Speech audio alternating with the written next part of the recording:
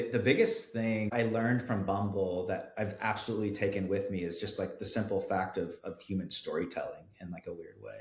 So yes, from like a conversion standpoint, the ads that always did best at Bumble were success stories and like real success stories that you could tell of couples that were talking about authentic stories that led them to each other. But I've just like sensed over and over again that especially as like AI starts to rule the world, I think like this authentic human storytelling is still a really strong growth lever. Welcome to season 3, episode 1 of Don't Feed Look Up. We're super lucky. We have Morry from BelliWelli. He's the VP of growth.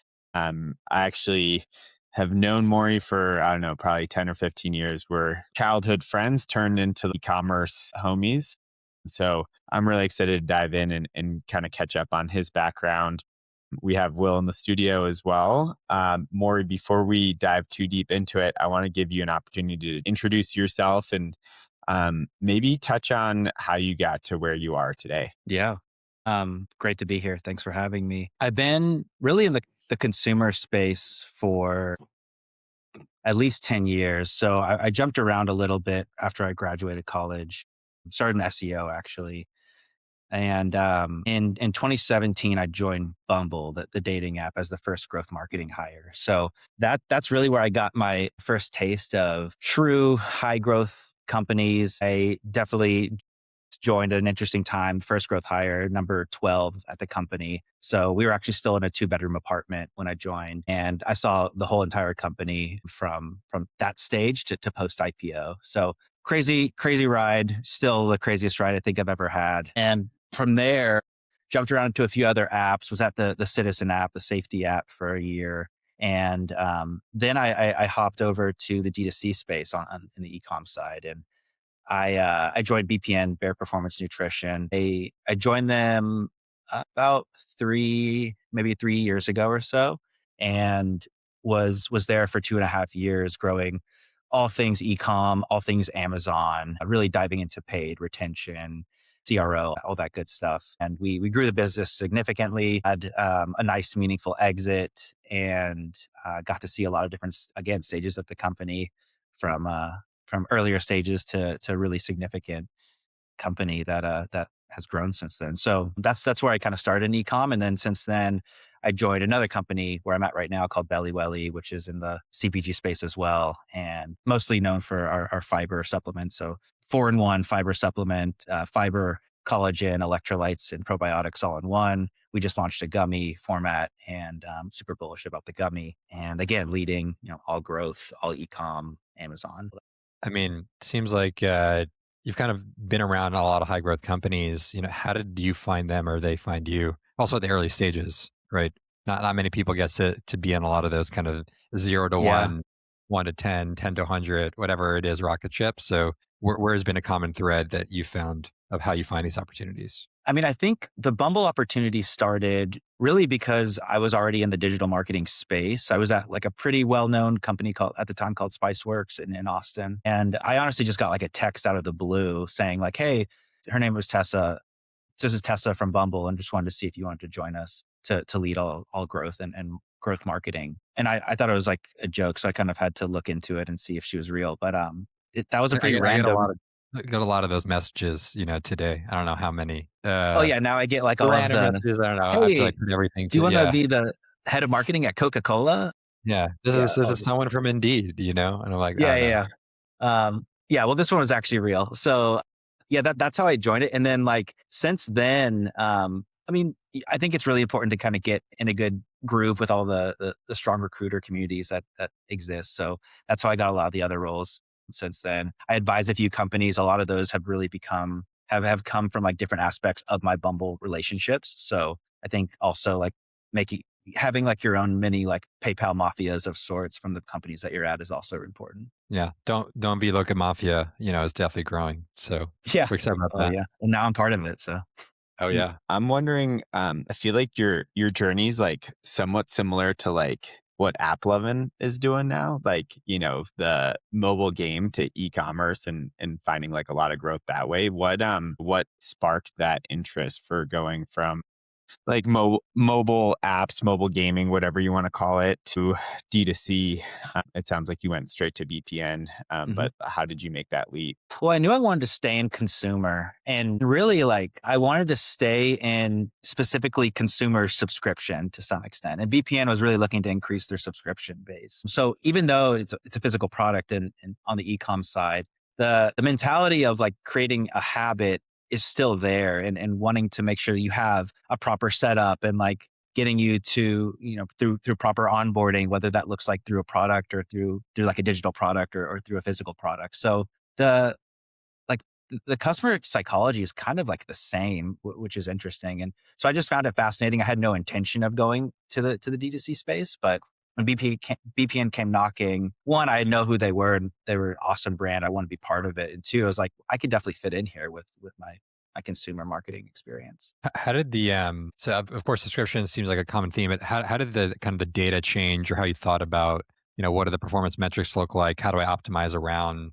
let's say, the retention habits? Were they very similar across like the two different ecosystems, or like, okay, this is just same frameworks, different way to basically approach it? Definitely similar frameworks. I think the biggest thing is that you're just not getting the real time feedback, right? So like at Bumble, we could tell based off of your day one experience how likely you were to retain. And it's not the case with a physical product. So like that onboarding, whether that's like your post-purchase flow and your unboxing experience and making sure that the customer understands how to properly take the product and everything, that's all even more vital, just because like you're not there to kind of like walk them through it in real time. But it takes a little longer to get to like the understanding what your month one retention is, because you don't have that real time proxy data. So that's been a big change that I've tried to play around with and navigate. It's understanding, what does retention look like when I can't pinpoint it on day of acquisition, what retention is going to look like. You start to get there. I think you start to understand, like you see levers of, oh, well, if I'm teaching them that they're supposed to take this creatine every single day, and like, it doesn't really matter what time of day you take it and all of that, then it's much more likely that they are to retain. Interesting. Yeah, I remember. I mean, at least when I was an operator way back when, I would just get so excited about the cohort analysis. Hey, we got to look at these long dated cohorts. How are we doing? And I remember having a conversation with, another operator, Ankur, who was at Coterie, who's on this podcast as well. And he's like, I know, after the first purchase, what their LTV is going to be. I don't really need to wait, right, for a 12-month cycle or anything else. I thought it was really interesting, because he's like, well, we're dialed in. We know what works, how it works, and what goes on. How do you think about that? Do you think about, hey, there's like these like really obvious precursor things, and you don't really have to pay attention too much really after that, because you know your cohorts well? Yeah, man, I think that the biggest, at least from what I've seen, the biggest retention lever is just simply getting someone on subscription. So it obviously depends on what the product is, but if you can optimize for that subscription at first purchase, the LTV of that customer is going to be so much stronger than an OTP customer. That's one thing that I really try to strive to focus on. I think you also see like, this is a little not as strong of an indicator as sub take rate, but like AOV I think is also interesting, because like if you're getting someone hooked on maybe one or two or three products at first purchase, they're much more likely to have a stronger AOV long term than someone that's just stuck on one product at first purchase. So that's been interesting as well. So I think sub take rate and AOV at first purchase are both pretty strong indicators, I would say. Yeah, this is our first episode since I've launched BoostQ. So now I'm like, That's right. Now I'm becoming more selfish and want to learn from the experts like you. What are some levers that you're pulling to increase sub take rate? And yeah, I'll start with that, and I probably have a couple other questions. I mean, the most obvious ones are discounting. I don't like to lean too deep into that. I do, because those customers are so much more retentive. It's obvious that you should give them some sort of discount for getting on subscription. Definitely play with what that looks like. What I'm seeing more and more of now is actually like brands that are going super, super deep on that first purchase of subscription. You'll see like Groons do this a lot. And then I'm pretty sure that they actually, or the recurring charge rate actually bounces back to what the original OTP purchase rate is. So they're just getting you hooked on like a 50-60% discount at first purchase, but then they're not really discounting whatsoever on that recurring. I'm seeing a lot of that. have not tested that myself, but I think it's an interesting test. Yeah, now I feel like now I see like AG1 throwing the entire basket at you. They've got like the duffel bag and Yeah. who knows what else, like the shaker, all the things. Yeah. Yeah. How's the gummy business doing so far for you guys? Speaking of Grunes. It's very early. The signs are amazing. So we actually are launching a new, so we had a first gummy product that was only a 3-in-1 versus our 4-in-1 tub. And then the 4-in-1 gummy launches next week. So I'm super excited about that. I mean, I'm already seeing from the early data of pushing some paid traffic to our gummy landing pages that conversion rates look really, really strong. I think from a customer point of view, simply just like having a tub of gummies there and getting your fiber and just like popping a few gummies is a lot easier than like having to pour water and then pour the scoop in there and then shake it up. It's just faster. So I'm super bullish on that. And then at BPN, we saw a lot of success with our sleep gummy. We had a sleep gummy that helps with performance and like training performance. And it did really well too. So I'm bullish on the gummy. I think at some point it's gonna break. Like you can't have every single product you take as a gummy format. You're just taking like 20 gummies. But yeah, it's interesting. How do you, I mean, it's pretty interesting. I mean, yeah, I know it's an omni-channel business, right? So, and we're talking about subscriptions. I'm sure like the Amazon, you have the retail presence. Yep. How do you think about like the interplay between, of course, you want to get people on sub, and that direct consumer is of course that natural channel for it. How do you think about the other channels then? How do you kind of think about both like the budget? How do you think about, well, are you indifferent to them, or are you really trying to get them into the D2C funnel? What does that look like, today? And I'm just going to add shops in there too, if you could touch on that. I'll be honest. I'm not really, I haven't done much with shops at all. I know a lot of people, Okay. I know Shopify tried to push it really hard. I have not Oh, really. sorry. I meant TikTok shops. Yeah. Oh, okay. All right. Take that out so I don't look stupid. Yeah. TikTok No, shop. we're Yeah. leaving it in. It's all natural. Yeah, sure. Okay. TikTok shop for sure. Okay. So I think, so let's first talk about Amazon because I think that's interesting. Well, to be fair, like I've worked at some companies with very strong brands. So the way that I thought about Amazon is it's there at price parity for people that want to manually go to Amazon and shop. But like, I'm never going to send off Amazon traffic to Amazon pages unless it's maybe like Prime Day or maybe we're doing like a big lightning deal or something. But other than that, like, I just think of Amazon as a place, I guess, a down the funnel sales channel that customers can go to, even if they land on the site and then want to go to jump to Amazon, they're more than welcome to. But UPT on Amazon is basically like one. I mean, you're never going to see a lot of like AOV increases happen on Amazon. It's just not natural to the platform. So I'm going to always prioritize D2C, but I'm not ignorant in that people like to shop, especially supplements on So that's how I think about Amazon as like a D2C versus Amazon channel. We'll obviously run a lot of Amazon ads on platform on Amazon. I like to absolutely exclude brand spend when I'm thinking about like how effective these ads are, because I really don't think that brand spend is conducive to how successful that spend is on Amazon. For TikTok Shop, it's really interesting. Like BelliWelli does really well on TikTok Shop. And the way that I think about it, I would always, of course, I would love to still get those customers into into Shopify, like the online store sales channel. But if I think about TikTok Shop as a point of purchase play, so it's going to be lower AOV again, like that's conducive to the channel, but it's there and like it's another kind of incremental channel that people can shop on. So that's what I think. And retail is always there on that side too. So like when I'm thinking about paid spend, particularly, all of that unless it's like GMV max for TikTok Shop, I'm sending D2C paid spend like on Meta traffic straight to D2C, getting very, very conservative with how we measure that. Like I love using last click, and then everything else on top of that is gravy, where it's like, if it's affecting Amazon, if it's affecting retail, that's great. But if I'm getting my very conservative last click dollar attribution right, then everything else is gravy on top of that. So, I mean, I don't want to talk my own book because this is like what I do every day. Of course, I kind of measure omni-channel halo effects, but maybe just because you made a point about brand search, right? You kind of made a point about Amazon brand search, given you are using last click, right? That typically does have more of that, last click feel for search, especially. Like, how do you make that conservative view on more bottom funnel for last click? Or is it more, hey, I'm using last click for more like the acquisition channels themselves? I mean, I'm using last click on the acquisition channels too. So like we're using Fermat as our landing page builder. So I simply just look at Fermat as a sales channel, how much revenue we're getting from that. And then that's what I'm attributing to. Most of our spend is on Meta on D2C. So like I'm attributing that to Meta. Got it. And if that's effective and profitable, then I feel like everything else is gravy. And of course, eventually we can get to a more sophisticated like MMM or running incrementality studies. But even then, like some of that stuff I've seen in the past is just like another way to get to the same place that we're at right now. So Yeah.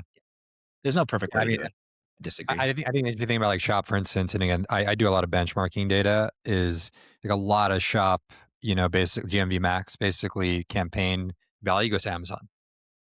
Oh yeah, I think Yeah, the TikTok and totally. Amazon Right. relationship is Yeah. super Oh interesting. yeah, Like, they're like they're yin and yang, but mostly like partners in a lot of ways because I think their shopping experience is so similar, but yeah, the trust factor of Amazon, right, from a review standpoint, and you just see that show up in the data time and time again, where people are spending GMV max and it just leaks over. Some of it yeah, does the D2C, but not surprisingly, like in the data, Facebook, direct response is just so much stronger on D2C, where more top of funnel is just driving Amazon and offline, yeah. which is interesting to see. Yeah.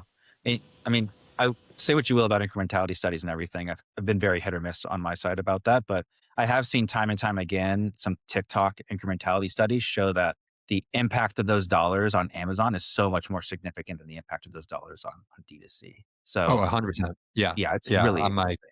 yeah. Yeah. I'm at an MMM. So like that is where I make my keep. So that's how I think about it. But yeah, really cool.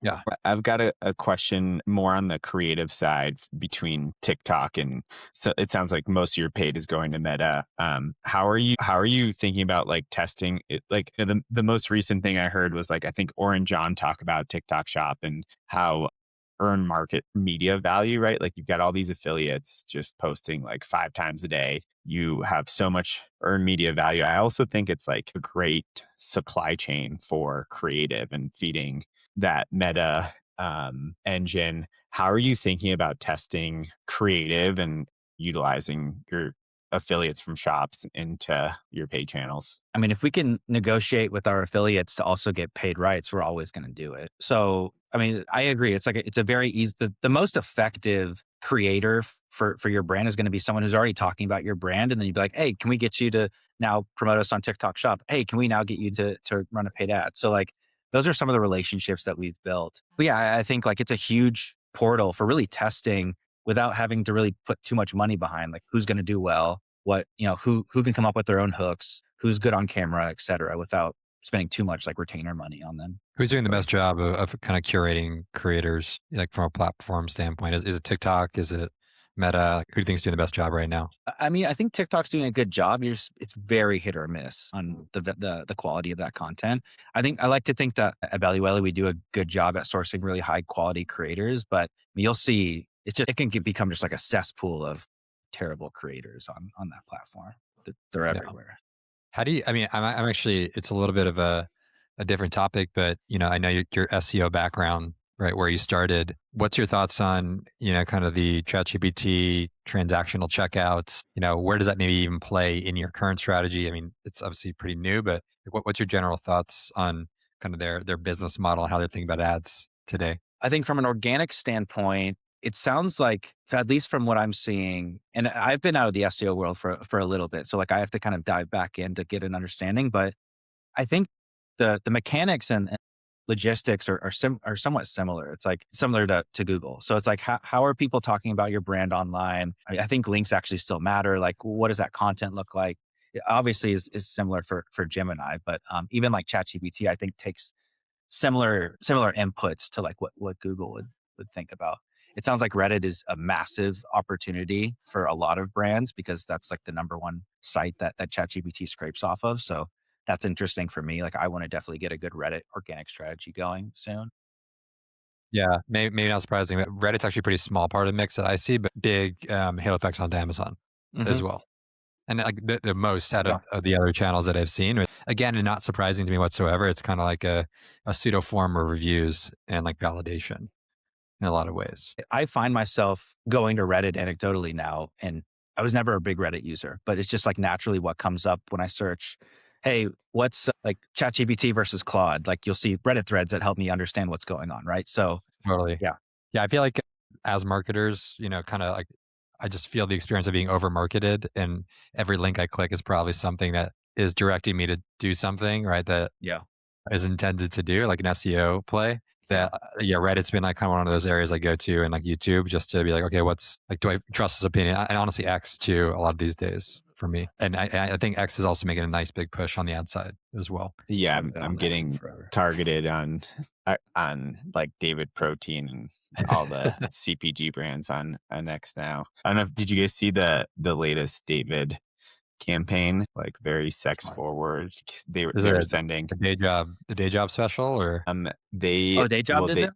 yeah, day job is. I mean, we also did a recess, so I didn't know that I didn't David know that. also worked with Day Job. yeah. No, they've taken over the David campaigns. Oh, I I didn't didn't see know the that. sexy Yeah, ones now. they started with like sending all they were seeding their they came out that like new like marshmallow, like it's like a Barelli competitor essentially, and they sent all their creators one bar and a vibrator and like essentially saying like this is as good as sex. And then they had Wow. I'll have to send you this other video campaign that they had that was like, is that related to their COD at all? I think the COD was just that was just like a pure marketing play, which I think was. Oh, so they don't put like the Yeah. vibrator and the COD in one box. And Yeah, can you imagine?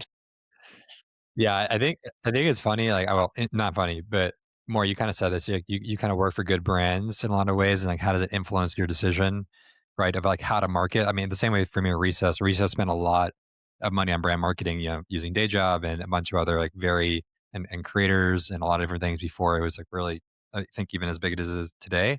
And I definitely was supported by that, like a tailwind, right, on the paid marketing side. Like, do you just think about it as, hey, like again, he's like, this is gravy, it's a nice tailwind, or like, how do you lean into that trend, with how you think about the marketing today? like, how do you lean into Like, how do you lean brand? into like knowing that there's like this organic, reach? Is it that, hey, no, my blended cost is, I know my target's lower because, I have that organic reach, or like, hey, I need to amplify the organic reach by like doing more on the creator side, like kind of what we just talked about. Like, how do you think about the overall like strategy and like leveraging that? Or is it again like just a nice, like really nice tailwind to have? Well, I mean, transparently, I think the strategy is, as you look for a role, making sure that it has a strong brand, because that's going to make your job a lot more effective. And even if it's not a strong brand, like as a marketer, I'm not a founder, but I want to work with a founder who is very creative and like knows how to execute their brand. Like, I don't want some founder who has no idea what they're doing and just wants to hire like a brand leader to lead all of their brand. I've never found that effective.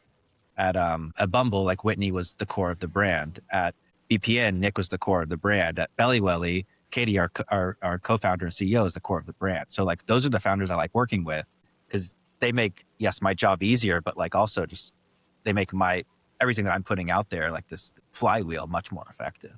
So that's part of your strategy as a marketer. This actually makes. What's your relationship? I mean, what's your relationship like with finance? When it comes to like setting targets, are you talking about it in a blended way? Again, like, are they thinking about it in the same way, which is like, hey, we have these tailwinds, like we have this type of business, or like, how are you educating them, or vice versa around the growth strategy? Yeah, I mean, the first relationship you really need to build is with your finance team. I've found over and over again.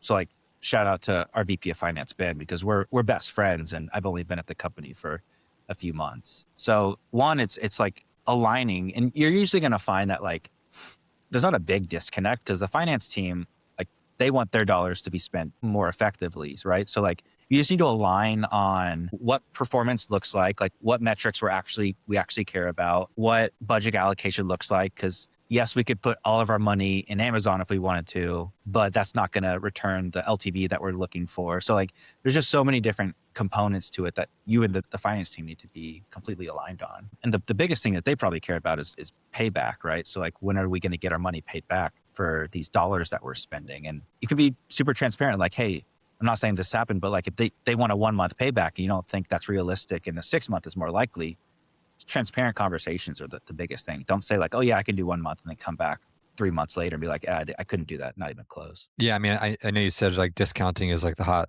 topic, right, in a lot of ways. So that's kind of like the antithesis of payback in a lot of ways, is like get people over for LTV in a lot of ways. So I'm assuming, is it just a matter of like showing them the data? I mean, like, hey, yes, like it was 1 month or 3 months, and now it's going to be 6 months, 12 months. We know it's a really good customer. Like, what do those conversations look like, with them? Yeah, I mean, it's aligning on like the core guardrails. So Like, what does AOV need to look like? What does CAC need to look like? What does retention need to look like? And how do those all fit into the overall model that you are working on and like that you're presenting to the board and everything, and like how I'm an input into that. I think, yeah, I mean, what I'm seeing actually more and more of it, I want to test more into is you're seeing a lot of brands try to make their payback a lot faster because CACs are no doubt like getting more and more expensive. So like I'm actually seeing a lot of brands on their landing pages not even offer like a 30-day option. Like they only offer a 90-day option, for example. So right off the bat, like your conversion's going to tank. But if you're making $100 plus AOVs on these and your CAC is 80 or 70 bucks, like that's a pretty quick payback. Obviously you have all the contribution margin stuff and everything, but that's something I want to test into pretty aggressively. That's 90-day supply, I'm assuming. Mm-hmm. Yeah. So Yep. just, yeah, a bigger AOV, more supply. Yeah. That So makes like sense. they'll probably still offer the 30-day on just their organic site. But if they know that paid traffic's going to this landing page, just only offering a 90-day there is interesting. Yeah. Back to, you mentioned you guys are using Fermat. How are you doing custom landing pages for each buying persona? Mm-hmm. And then kind of funneling all of your paid traffic into those personas. Yeah. Yeah. I like Vermont a lot because they treat each, I guess, like landing page as a funnel. So we basically have a funnel for every persona. We don't have a ton of personas. I want to keep testing it to new ones. But then like within each of those funnels, we always have an A/B test running of different landing pages. So yeah, we're definitely gearing away from just generic landing page for any ad or like generic PDP or anything. I want to get specific with the persona. For sure. Hopefully we can actually, this isn't a paid promotion. I don't know where you guys are at with, no, I know you were talking to the team, but hopefully we can help you with some of the persona stuff once you guys are onboarded, if you're not already onboarded. Yeah, for sure. And what channels are you interested in testing? Like, are you seeing like some interest maybe to test into this year? Mm. Or are you still Meta Powerhouse? I mean, Meta Powerhouse for sure. I think there's always room there. Like if you're saying you're plateauing there, I don't think you probably are. I want to test Reddit again. I think that's interesting. I tested Reddit. I mean, this had to have been like 6 years ago or so, and it was a complete flop. But I want to test it again. I think it'd be interesting to test. What else did I want to test? I've actually not run App 11 yet, so I want to run that as well. But Yeah. I those are mean, probably- yeah, they're a really nice team out there. Of course, they have the meta roots, in a lot of ways. So we'll be curious. Yeah. How do you evaluate performance like on a new channel or experimental channel? Is it like how much time do you give? How much budget do you give?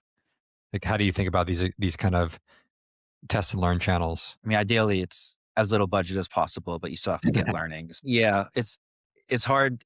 It's hard to like put an actual number on it. I just want to go as low as possible without not getting any learnings. And then in terms of time, I think like if it's like over a month and you're not feeling anything, like gut check is probably cut it. Even if 3 or 6 months go by and it could become a good channel, like it's not worth my time to like really think about.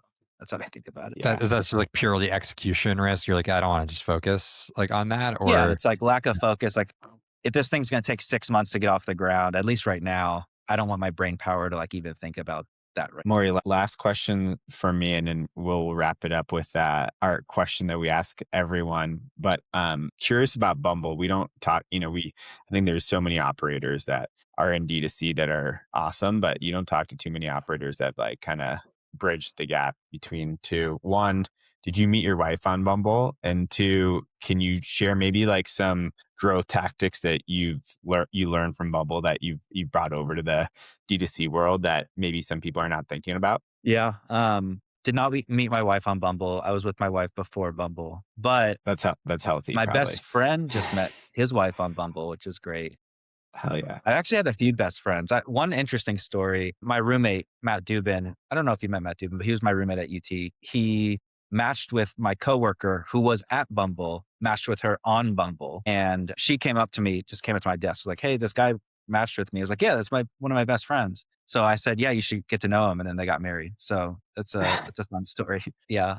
I'm trying to think. And yeah, one of my other best friends just got married in November and he met his wife on Bumble. I was a Grouper fan, so that was A what? Oh, back in the day, Grouper. Yeah. It was when I was in New York. It was I don't they know like what that is. basically like every dating app.